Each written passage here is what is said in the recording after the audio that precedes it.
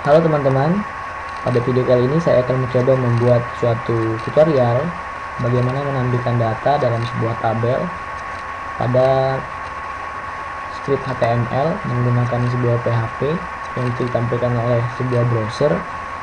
Melanjutkan video dari kemarin yang bagaimana cara mengkoneksikan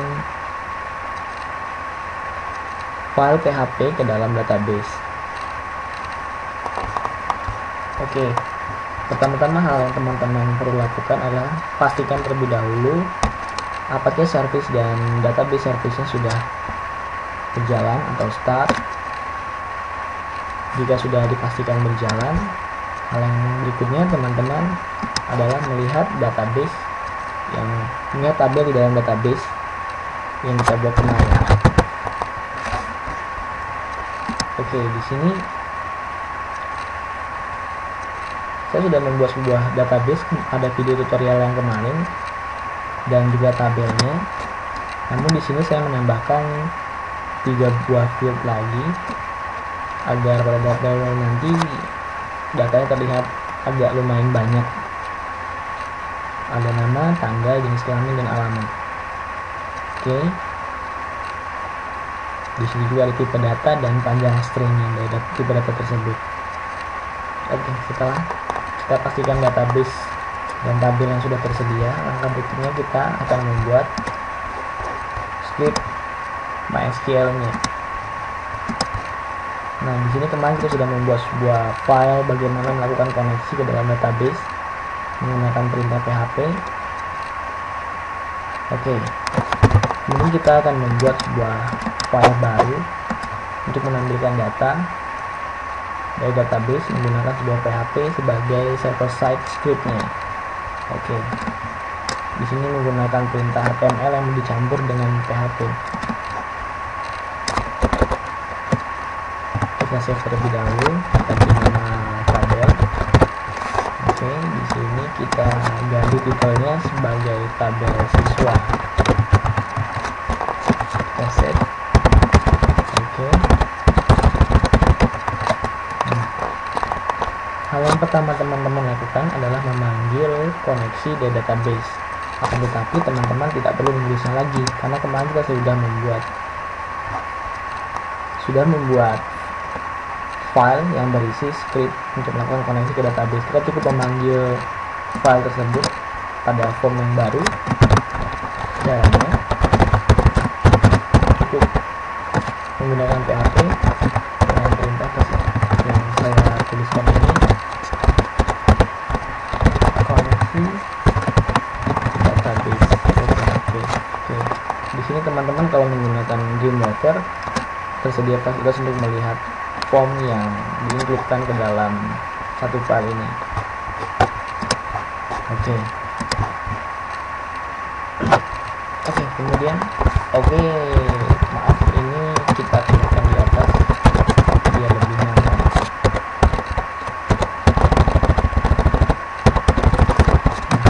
Berikutnya kita akan membuat tabel. Lebarnya kita beri 80% dari monitor. Border kita beri 1 pixel, cell padding, kemudian cell spacing 3.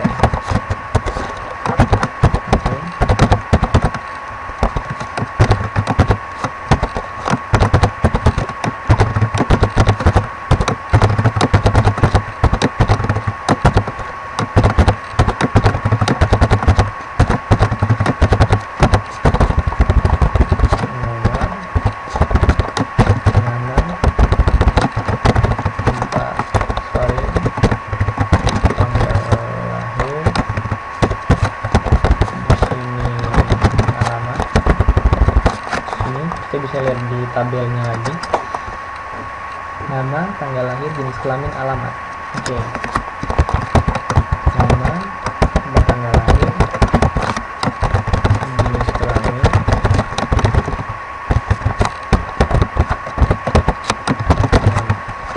kita buat satu report lagi di tabelnya, satu baris lagi namanya action. aksi semua.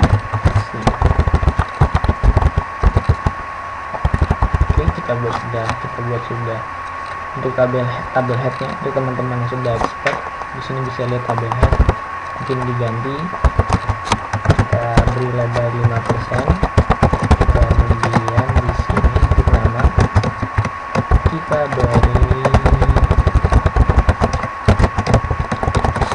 lebarnya kita beri 30%, agak panjang, lebarnya ini untuk tempat tanggal lahir kita 20%, jenis kelamin kita beri 10%. Berapa jumlahnya? 10, 20, 30, 60, 65%. Alamat kita beri 25%. Jadi 25%. Lebarnya kita beri 10%. Sudah berapa lebarnya? 35, 55, 65, 90, 100%. Oke.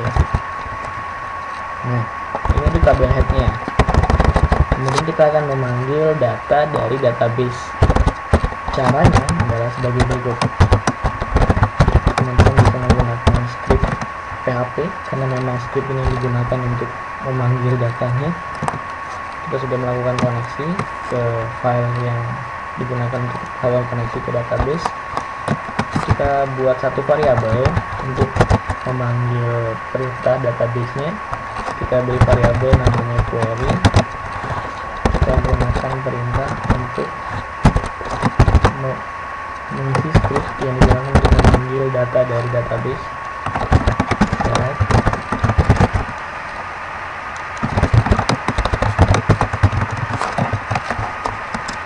Nah, tabel siswa. Oke, ini tabel siswa. Nah, kita di sini akan membuat satu logika program yang jika isi dalam database itu kosong, dia akan menampilkan apa, dan jika terisi, dia akan menampilkan apa. Oke, di sini kita perlu buat objeknya baru.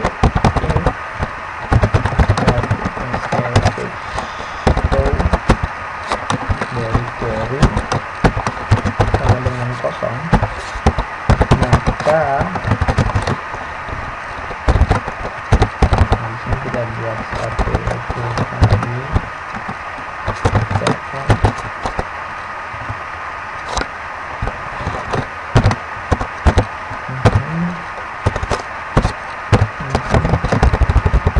kita berhenti sedikit untuk script PHP nya, dan kemudian di sini kita beri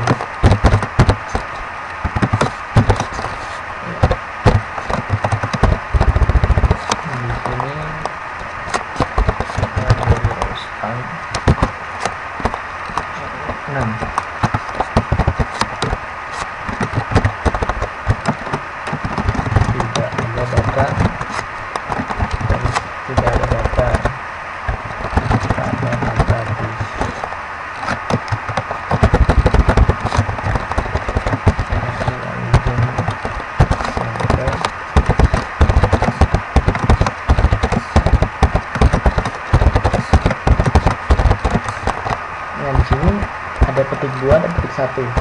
Di dalam bahasa Indonesia diterangkan bagaimana cara melakukan petik di suatu kalimat. Sama halnya dengan di dalam program. Untuk teorinya teman-teman bisa lihat di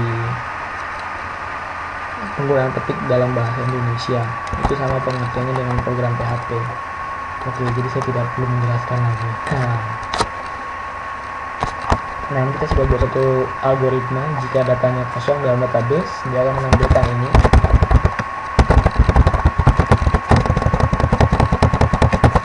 Dan jika terisi, kita gunakan tulisan else. Nah, di sini teman-teman tidak perlu repot lagi harus menggunakan PHP, karena mungkin yang tidak familiar dengan PHP agak sedikit bingung dalam penulisannya. Teman-teman bisa siapkan dengan cara seperti ini.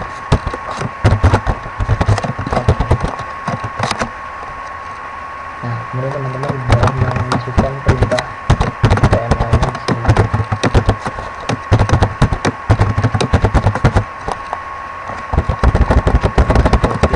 Kita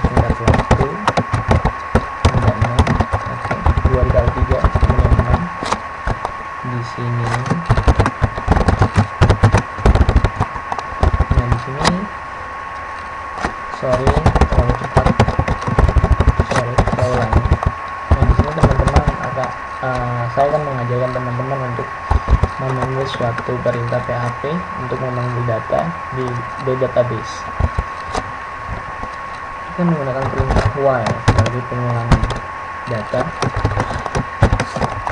Nah di sini while data sama dengan array dari query, dari variabel query. Oke. Nah di sini terdapat error karena buka kurung kurawal di sini dan dia tidak memiliki tutup, dan itu kita tambahkan di sini. Sekarang sudah hilang errornya. Nah di sini teman-teman boleh masukkan nomor sama dengan 1. Variabel nomor kita buat perulangan supaya dia mengulang 1, 2, 3 dan seterusnya sampai panjang jumlah karyawan itu ada berapa. Oke, kita di sini masukkan, kita ambil variabel nomor 89, kita paste lagi.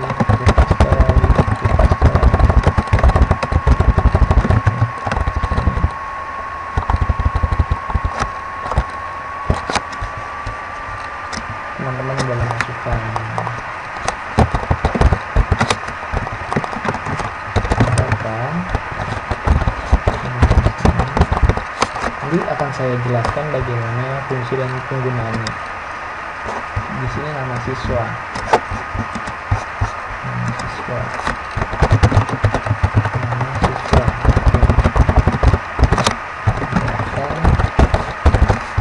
Di sini tanggal lahir.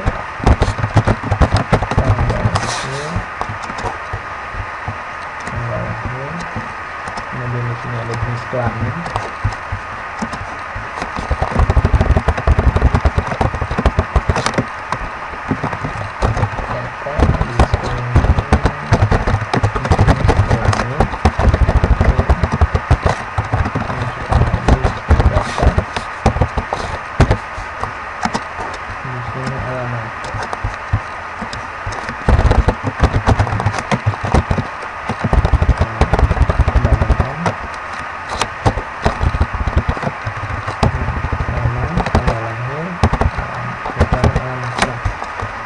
Dari perintah yang saya tuliskan tadi, data ini mengambil dari variabel ini, kemudian string ini mengambil field dalam database. Jadi PHP sudah user friendly kalau kita bisa bilang. Bagi seorang programmer yang baru belajar, tidak sulit untuk memahami suatu PHP, hypertext processor. Dan perintah while ini digunakan untuk memanggil data dalam database. Dia melakukan pengulangan data, yang terdapat di database. Pengulangan di sini bukan dalam artian dia hanya menampilkan satu baris saja, tapi semua baris di dalam database. Oke, saya rasa cukup perintah untuk menampilkan tabel dengan PHP. Satu lagi ketinggalan, kita masih punya kewajiban untuk membentuk koneksi dari perintah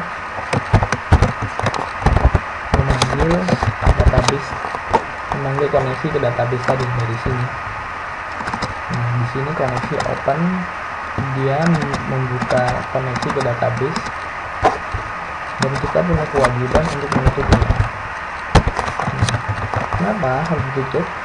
Supaya program tidak terus memanggil file ke server side. Jadi ketika program sudah memanggil file ini, dia dihentikan sampai di sini. Jadi tidak melakukan pengulangan dan tidak memanggil data data terus menerus.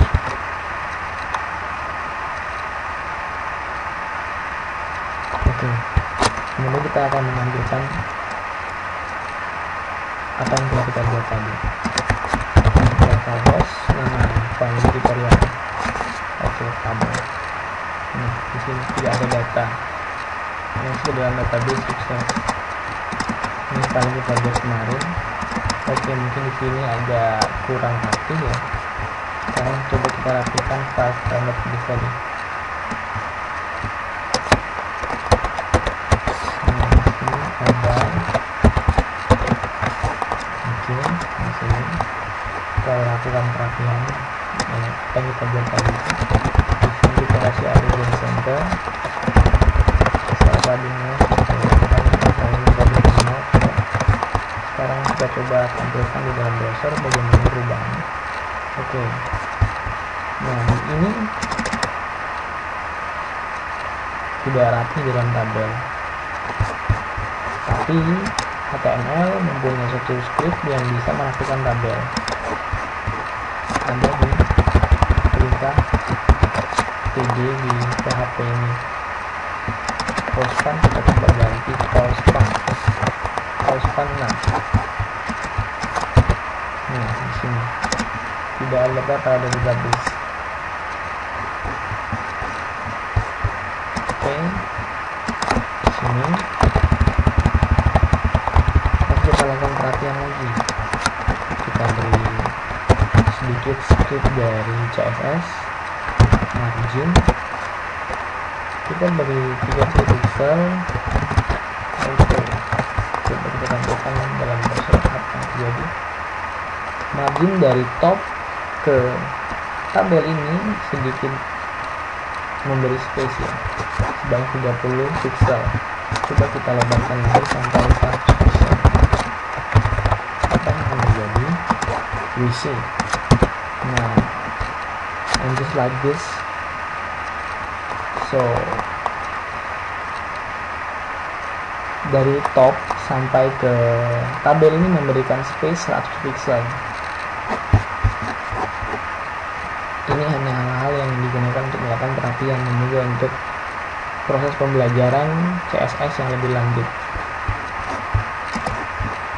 Mungkin ke depan saya akan mencoba memberikan tutorial lagi tentang bagaimana menggunakan CSS, JavaScript, dan lain-lain. Oke, di sini hanya menampilkan data dalam tabel saja. Kemudian bagaimana cara mengisikan file ke dalam mengisikan data ke dalam tabel? Bagaimana melakukan pengeditan data? Bagaimana menghapusnya? Di dalam suatu program dikenal dengan CRUD atau CRUD, Create, Read, Use, and CRUD. Create, read, use, and delete.